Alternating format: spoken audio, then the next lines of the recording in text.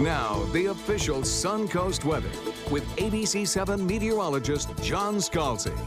So current conditions outside, 77 degrees, 73-degree dew point. Southeast wind coming in at about 11 is not too terribly bad. Though Becky in Morgan Lee in Bradenton reports it being a little breezy at her house. Also, she picked up 7¼ inches of rainfall at her house yesterday. Becky in Old Myakka got 4 inches of rainfall. And again today, we could see some fairly good downpours of rain coming as we head into the second half of the afternoon and into the evening hours. Here's what's going on currently. Not a lot of heavy rainfall across the region, certainly nothing like it was yesterday, but we do have some showers and some moderate rain falling across Anna Maria, Holmes Beach, down through Upper Longboat Key, as we mentioned we might earlier in the broadcast. And plus, further out between Manatee and Hardy counties, we have along 64 some showers and occasionally some moderate rain moving across the roadway there. So if you're traveling to or from those areas, you'll want to be aware of that. Otherwise, this is what we wait for. Big storms out in Gulf waters, all surrounding Hermine. These showers and thunderstorms in the last few frames, you'll notice, kind of take a little bit more of an easterly turn. And the reason for that is that the storm system itself has now started taking a little bit more of an easterly turn, beginning that hook back toward the northern Gulf Coast.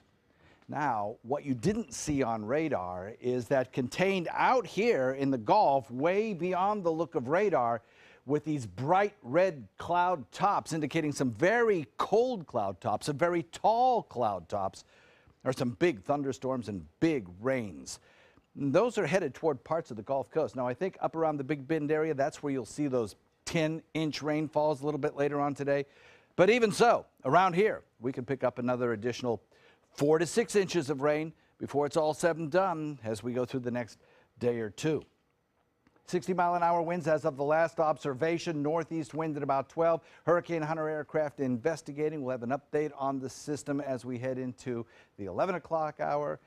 North-northeast motion now indicating that little bit of a turn off to the northeast. Forecast to become minimal hurricane strength, perhaps, as it makes landfall on the east side of the storm. That's where the storm surge will be worst, and that's right in that concave section where the water will pile up. But even so, as it moves off over land, it will re-exit out into the Atlantic on Saturday and then move out into open Gulf waters. The forecast for this system keeps the strongest winds offshore, but still we will have an onshore wind flow, which means rip currents will be an issue across our area. And we could get some gusts, particularly in Anna Maria and Holmes Beach, that come up to near tropical storm force strength. The rest of us will see about a 20-25-mile-an-hour wind later today, which will be kind of exciting for a lot of people, I think, but it won't do damage to structures. If you look at some of these wave heights, that's the other thing we will be watching is the time of high tide between 1 and 2 o'clock this afternoon and 1 and 2 o'clock Friday morning for perhaps some slosh over along area beaches. We could see, some minor coastal flooding in Anna Maria and Holmes Beach because of that little surge effect. Gusty winds this afternoon, small craft advisory, rough seas, obviously stay in port.